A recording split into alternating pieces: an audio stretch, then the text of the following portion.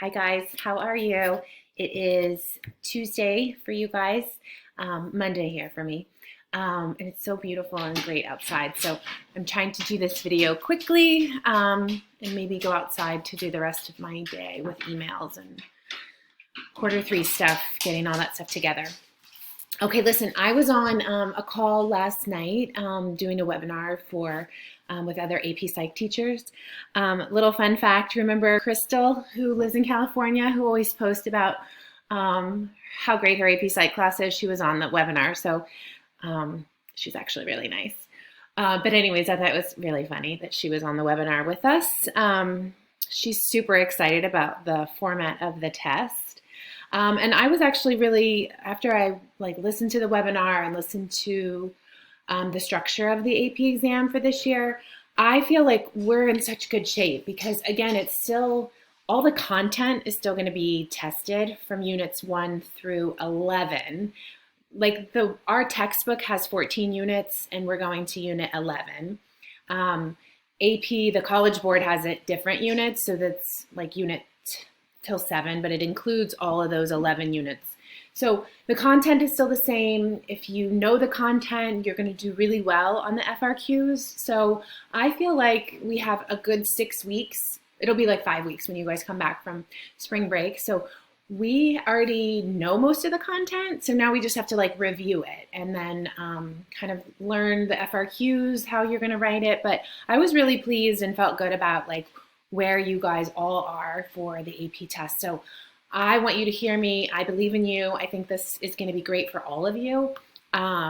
So I think just let's get through Unit 11 today, and then you'll have a great spring break, and then we'll come back and we'll start reviewing all of the topics and everything. Okay? Okay, so let's get started. All right, we're going to finish out this unit.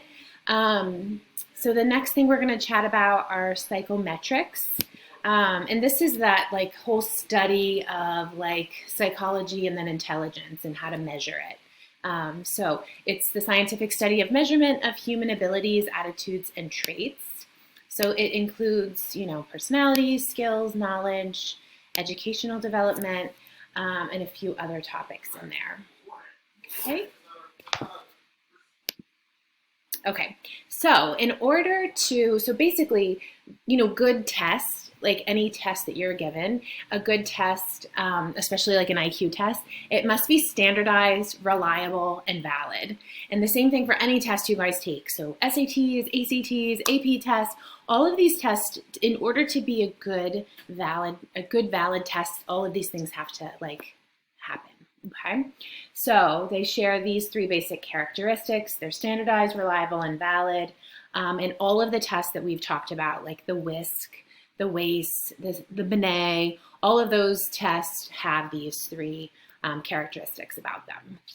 Okay, so let's talk about what they mean. So standardization, this means that when the test is administered to their sample of future test takers, so it means that it establishes this basis of meaningful comparison.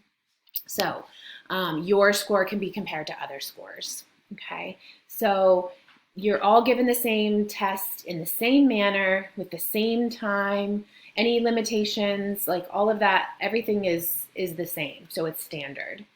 So standardized tests always have these protocols to make sure that the test is uniform. Okay, so you all went to, a high school to take the SAT and you all took it nationally at the same time and you were given the same amount of time. Those are all standardized tests. Okay, so without these standardization, then there's no, then you might have confounding variables. Okay, and remember that from Unit 2. We'll be talking about that when we review. So you also need to know, with a standardized test, how do you know what an 800 on a SAT, test is? That's a perfect score on an SAT. So that, all of those things have to be standardized and then normed. Okay? And normed, so we know this from that bell curve. And again, this is a review from Unit 2, and we're going to go heavy into this when we get back, because there's a whole FRQ question about like the research methods and analyzing psychological research. So we'll go back into this really heavy. I'm going to hit graphs super hard because I have a feeling if I was a betting woman that there would be some graphs or you have to analyze graphs or something on that second FRQ. So we'll really hit hard with Unit 2 when we get back, because I want to make sure that you guys are getting all of those points on that FRQ 2, because it's all going to be about research. Okay. So remember, we're flashing back for Unit 2, standard deviation. That's how the scores like vary from the mean. So remember with the intelligence test, if you're looking at this bell curve, the intelligence test, like a normal like IQ is 100, right? And then anything above it, you're 1 standard deviation, 2 standard deviations, and then 3. Okay, and they vary. It's how much the scores vary from the mean. Okay. And then don't forget that, middle, this right here is super important. This middle 68%, this is really important. 68% of people scored within, the 15 points above or below. So 1 standard deviation above or below. That's important to know. Okay. And then 95% of all fall within 30 points of the mean. Okay. All right. Okay, perfect. Okay, so we know that tests have to be characterized, like one of the characteristics is standardization. The other one is good tests have to be reliable. And what reliability means is a test is reliable and it yields consistent results.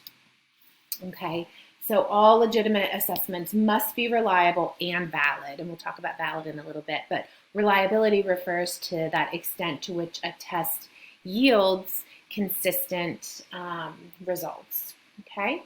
So that could even mean like consistent scoring, like the way it's scored also. So we'll talk about a couple of those here, okay?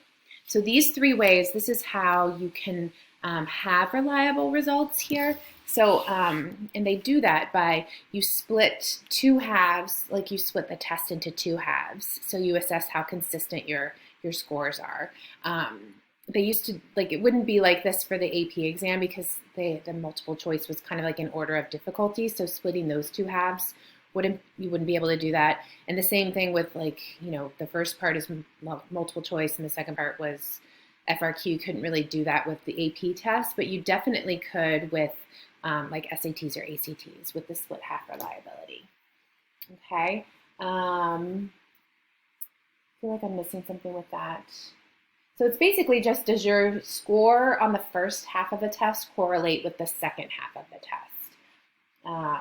So it's not really relevant, like I said, to AP exams. However, like a unit test, like if I created a unit test for you, the first 25 questions, how reliable is that with, how you did on the first half with how you did on the second half. So that would give me some good feedback. Reliability using different tests. So this is sometimes, so you know how you take the SAT on, in June and November, and maybe you took it again in December or January. So those, that's definitely using different tests. It's still, you're measuring the same things and it's just a different format or like a different, it's still the same SAT, but it's just different tests. You wouldn't take the same test that you took in June in November. It's just using different forms of the test. Okay, so some teachers, they have like Form A and Form B. That would be like using a different test. So assessing consistency between the tests. Okay, and then you're going to have the retest reliability. So using the same test on 2 occasions. Okay, and that is sometimes used as well to determine reliability. Okay. And again, does it yield the same consistent results? Okay. This is also important if we're talking about like research studies and stuff. Is if we're doing the Stanford Prison Experiment again, like how reliable was that? Because would we yield the same results? And we likely wouldn't. Okay. Okay, so how do we assess reliability? Remember, this is another flashback with Unit 2, the correlation coefficient. Remember, correlation does not equal causation, but we'll pop back here to these. So the correlation coefficient, one trait or behavior varies with another. So if they both go in the same direction, it's positive. If they go in the, one or the other, it's going to be in the negative direction. So correlation coefficient is a statistical measure of relationships between the variables. Okay, and remember, the right, going to the right is a positive relationship and going left is the negative relationship. Okay, and then stronger correlation, whether it's positive or negative, the stronger the relationship is, the closer that you are to 1. Okay, and the WAIS intellectual test, IQ test, and the Binet, they both had a 0.9 reliability, so that's very impressive. Okay, so there's possible relationship there. Okay, and then validity. This is important too. So does the test actually measure or predict what it's supposed to? When you took that, airplane, or you took a flying test, did it measure what it was supposed to? Like the same with your driver's test, AP test, all of those things. Does it actually measure what it's supposed to? Okay, so the difference between reliability and validity, this is super important. Using a misprinted ruler will give you reliable results, but they wouldn't be valid. Okay, so it's really important to know the difference between validity and reliability. Okay, so validity, let me just double check that I got everything from that, refers to whether or not a test actually assesses or claims to assess for you. Okay, all right, and then we'll talk about each of these different ones here.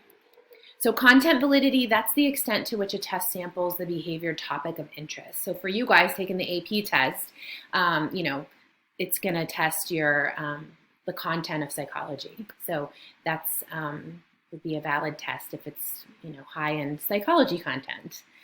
Predictive validity, that's the extent to which a test can predict a behavior or a trait. So a math aptitude test, would predict, you'd be a wonderful engineer, or, spatial reasoning, you'd be gifted in music, or whatever it is that they're testing. So that's going to give you this predictive validity result there. And then construct validity, that's the extent to which a test measures what it claims and not other topics. Okay, so a math test should not be worded to measure reading comprehension. It should just test your math skills. Okay, those are all things that are super important to remember with validity. I hope I got that all right for you. Yeah, content. Yep, okay. Awesome. So is the content valid? Are the predictions valid? Is the construction valid?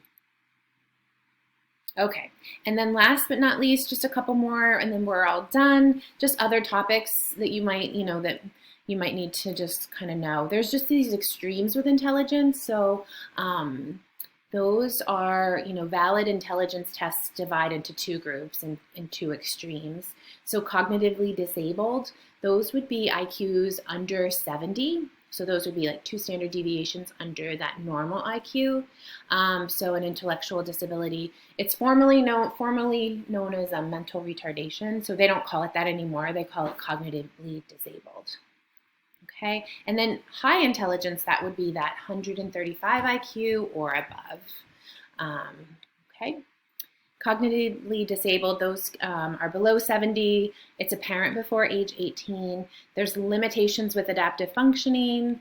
So there might be some social, practical, and conceptual skills, such as like language issues, personal care issues, those kinds of things. And there's no known cause for mild cases. Sometimes Down syndrome is in this category as well, and that's because you have that additional 21st chromosome. Okay, and then savant syndrome generally score low on intelligence tests, even though they're exceptional in like that specific skill. And we saw that with the Rain Man TED Talk, or the video that I had about him. Critical thinking, would a savant syndrome defend any of the intelligence theories we discussed? It definitely could. And there was a video in here, but I don't know, it's not showing, but it's okay. And then giftedness, this is that score above 135, and that's like the top 2%. And their exceptional creativity, commitment, and high motivation. And then nature versus nurture. I mean, this is always like just a topic in here. You know, a lot of them really feel like IQ is definitely biological. And then there's others that are like, no, I feel like, you know, environment influences it as well. So heritability, to the extent where the differences among the people are because of the genes. So they studied a lot with twins and fraternal twins and identical twins, and you know, there is definitely a genetic contribution to intelligence for sure, and you can see this from the chart. But I think just the controversy is the nature a part of it, and that's just a controversy in general with like psychology. It's just, you know, I think it's a mix of both, quite honestly. And I think some are very biology heavy, nature heavy, and then some are nurture heavy, and then there's kind of like a lot in between, like me, that are just like, you know, it's kind of a combination of both. Okay. And then environmental influences. I feel like, you know, going to school impacts intelligence and like your parents and how motivated you are. I think all of that is, you know, the schooling effect. IQ scores for children drop during the summer. We could probably see that. Group differences, IQ scores by racial groups. White is around 100, Hispanic is around 92.5. And I think those are rough numbers. I think I got them from the book. And then there's this stereotype threat, this self-confirming concern that one will be evaluated negative on a negative stereotype based on that. Okay, I think that's almost everything. Women are shown to score higher when no male test takers are in the room. Oh yeah, that's interesting, right? Isn't it? I think we are done. We talked about the Flynn effect before, and we talked about Terman's before. I added those in the beginning because of the TED Talk. So we are good on Unit 11. Listen, you guys have done a great job. Again, I'm going to just keep saying that to you guys. I'm super proud of you. We are in good shape for the AP exam. So literally, I want you guys to enjoy your spring break. Unit 11 reading guide is due Wednesday at midnight. It's just quick and good. We've done unit guides for every other unit. I feel like it's like superstition. We can't not do it for Unit 11, okay? So that's due midnight tomorrow. I'm not doing anything tomorrow for Wednesday. That's solely what you are to do, is to finish that reading guide. I'm not gonna have any videos for you to watch, nothing like that, okay? All right, have a great spring break. Don't forget to email me and let me know if you guys have made college decisions. I'd love to hear where you guys are headed. And I miss you all. Okay, take good care.